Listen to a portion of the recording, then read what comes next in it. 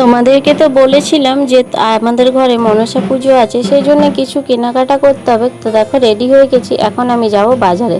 তো আমার সঙ্গে সোনু যাচ্ছে আর ভাইয়ের সঙ্গে যাচ্ছি আমি বাজারে। চলো বাজারে যাই কিছু কেনাকাটা করার জন্য। আর কি কেনাকাটা করছি সেটাই তোমাদেরকে বললো। প্রথমে পার্লারে গেলাম, পার্লারে গিয়ে আইব্রো শেভ করলাম, আর তারপরে দেখো দেখো নিয়ে এসেছি কিছু জিনিস নেবো এখানে। তো দেখো এগুলো সব নিলাম। আর চলো এবার মেয়েকে তো কিছু খাওয়াতে হবে, আমি খাবো না, আমি যেহেতু নিরামিষ খাবো সেই জন্য আমি বাইরে কিছু খাই না। তো মেয়ে বললো ফুচকা খাবো, সেই জন্য দেখো ওকে দেখালাম যে এখানে ও খাবে। তো সেই জায়গাটার মধ্যে ওকে দেখালাম যে এখানে তুই খা। আর ওই দেখো ওদিকে দেখো মন্দিরটা দেখাচ্ছে, মন্দিরটা কিন্তু খুব সুন্দর লাগে, মায়ের মন্দির। তো তোমাদের সঙ্গে সেরকমভাবে শেয়ার করা হলো না, তো অন্য কোনো দিন শেয়ার করব, যদি যাই আমি আরও দেখাবো তোমাদেরকে।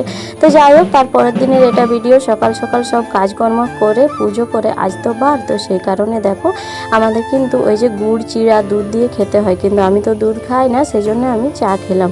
আবার তোমরা বলবে এটা কেমন নিয়ম যে দুধ খাও না কিন্তু দুধ চা খাও। আমি দুধের গন্ধটা ঠিকরকমভাবে নিতে পারি না জানো তো, ওই যে বমি বমি ভাব হয়, সেই জন্য দুধ চাটা কিন্তু আমি খাই।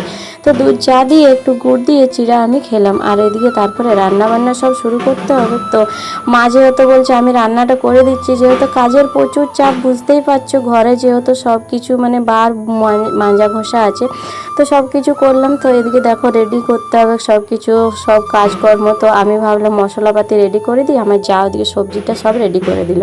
তো সব রেডি করে দিলাম, মায়ের দিকে রান্নাটা করছে, আর আমি বাকি যে বাসন কুসন আছে সেগুলো সব গোছগাছ করে রেখে দেবো নিজের জায়গা মতন।